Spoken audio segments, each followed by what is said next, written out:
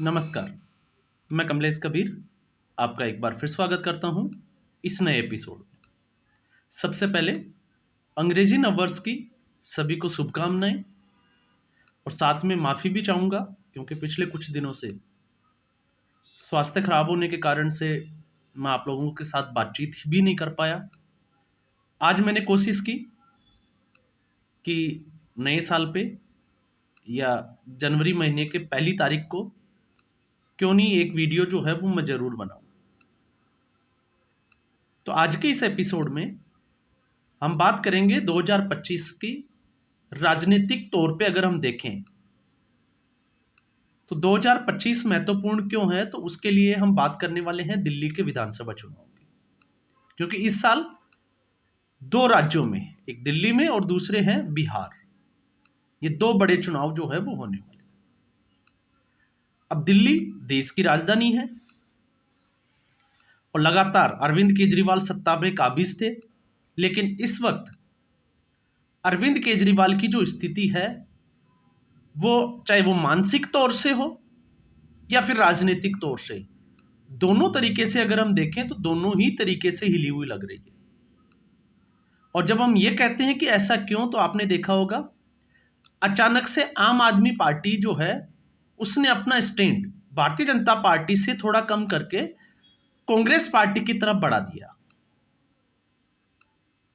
और दोनों तरफ से, चाहे वो आम आदमी पार्टी हो या फिर कांग्रेस पार्टी, तो कांग्रेस पार्टी ने तो पहले से ही संकेत दे दिए थे कि इस बार वो दिल्ली में बड़ी मजबूती के साथ लड़ाई लड़ेंगे। और मामला जो है वो अब त्रिकोणीय होता हुआ नजर आ रहा है। और अगर मामला त्रिकोणीय नजर आता है चुनाव में, तो फिर इसका फायदा भारतीय जनता पार्टी को होने वाला है, यह आप तय मान के चलिए। क्योंकि फिर भारतीय जनता पार्टी के लिए रास्ते जो है वो थोड़े आसान हो जाते हैं। क्योंकि भारतीय जनता पार्टी जहां पर कांग्रेस पार्टी से सीधी टक्कर में है, वहां पे वो जो है वो, या हम कहें कि उसकी जीत आसान दिखाई देती है, लेकिन किसी क्षेत्रीय पार्टी पे अगर वो चुनाव लड़ती है तो फिर थोड़ा सा उसकी राह जो है वो मुश्किल हो जाती है। लेकिन इस बार अरविंद केजरीवाल लगातार एक के बाद जो है वो एक गारंटी देते जा रहे हैं।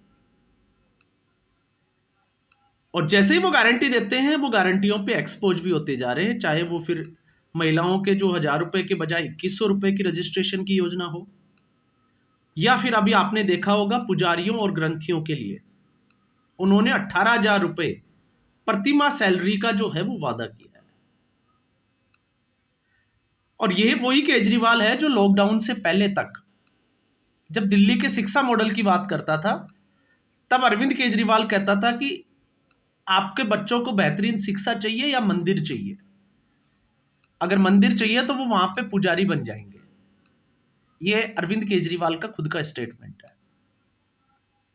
राम मंदिर के टाइम में भी आपने पता होगा कि राम मंदिर या मंदिर मस्जिद से जानने करने से कोई रोजगार थोड़ी मिल जाता है। लेकिन अब लगता है कि अरविंद केजरीवाल उसी डर्रे पे आ गए जहां पर दूसरी राजनीतिक पार्टियां जो है वो उसके आसपास घूमती है। अब उसमें अरविंद केजरीवाल एक्सपोज कैसे हो रहे हैं वो भी आप समझ लीजिए। इससे पहले इन्होंने इमामों की जो सैलरी थी, आपको पता होगा, उनकी सैलरी भी ठीक ऐसी तरीके से कर दी थी। और मौलाना साजिद रशीदी, उन्होंने धरना प्रदर्शन भी किया था कि लगभग 250 से ज्यादा इमाम जो है उनकी 17 महीने से सैलरी नहीं दी जा रही है। तो उनके घर कैसे चलेंगे। तो ये इसी तरीके के जो अरविंद केजरीवाल प्रलोभन दे रहा है, कांग्रेस पार्टी उनके खिलाफ खड़ी हो गई है, एफआईआर दर्ज करवाने जा रही है। कांग्रेस आम आदमी पार्टी जो है वो अल्टीमेटम दे रही है। इसके अलावा संजय सिंह प्रेस कॉन्फ्रेंस करते हैं, वो झूठ बोल रहे हैं, वो तमाम तरीके की।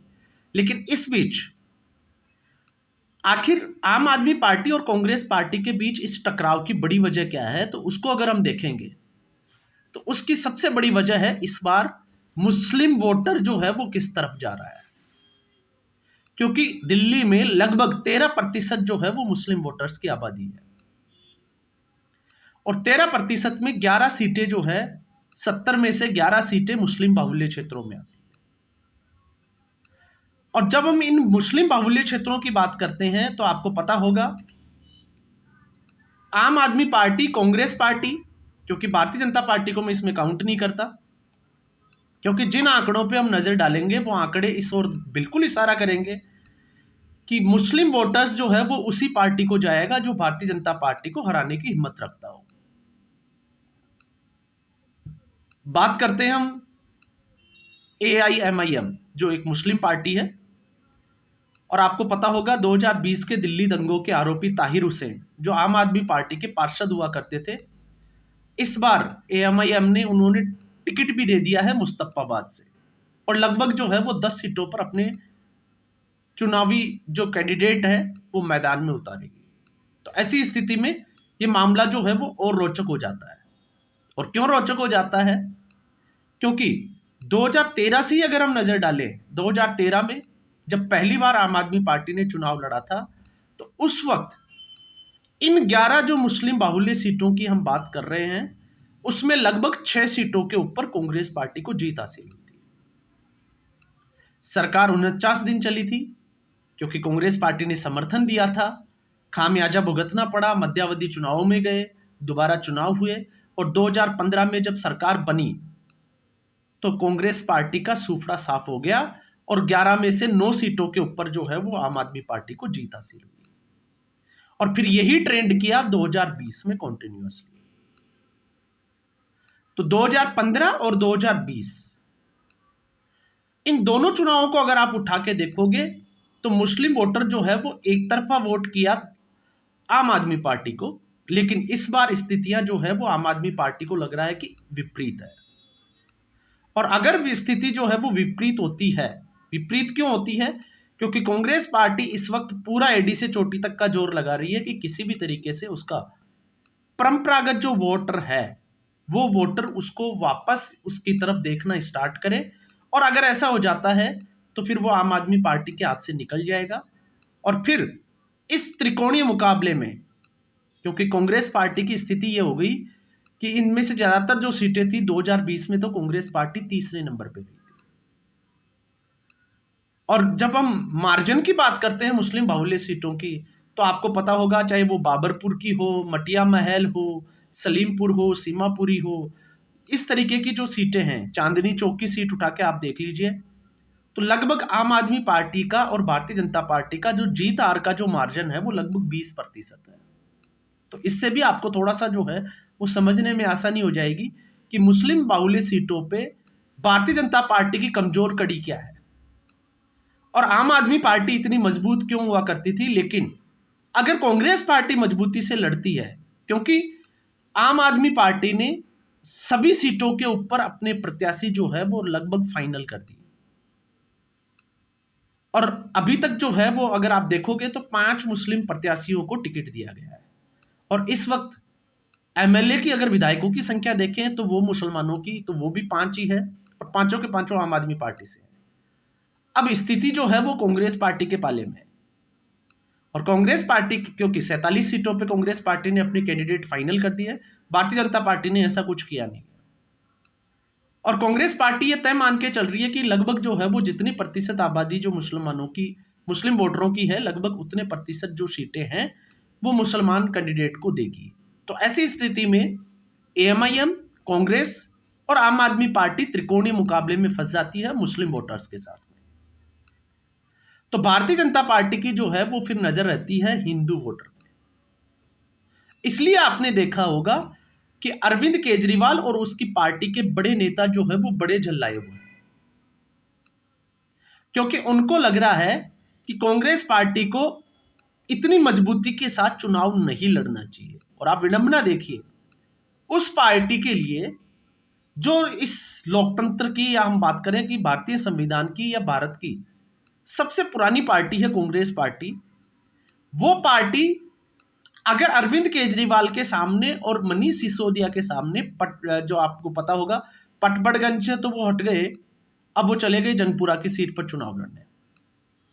तो जंगपुरा की सीट से और अरविंद केजरीवाल की नई दिल्ली की सीट से जिस तरीके से संदीप दीक्षित का नाम फाइनल किया है, उसके बाद से ही अरविंद केजरीवाल के तोते की, या हम कहें कि चेहरे की हवैयां जो है वो उड़ी हुई है।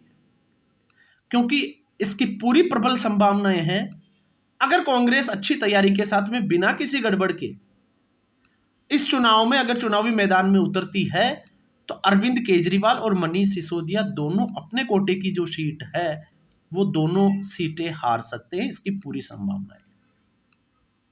तो ये मुस्लिम वोटर का जो है वो गणित है, जिस वोटर के लिए ये सारी जो है वो पार्टियों के बीच में मारामारी मची हुई है, और भारतीय जनता पार्टी इसको जो है वो खेल को देख रही है। अपनी अभी तक अपने जो तुरुप के इक्के, या हम कहें कि अपनी जो वो प्रत्याशियों की लिस्ट है वो जारी नहीं की है। अब उसमें कौन से चौंकाने वाले नाम होंगे वो तो भारतीय जनता पार्टी की लिस्ट के आने के बाद में होंगे। तो ऐसी स्थिति में आज के एपिसोड में बस इतना ही। उम्मीद करूंगा ये वीडियो एपिसोड आपको पसंद आया होगा। वीडियो को लाइक करें, शेयर करें, चैनल जरूर सब्सक्राइब करें। धन्यवाद।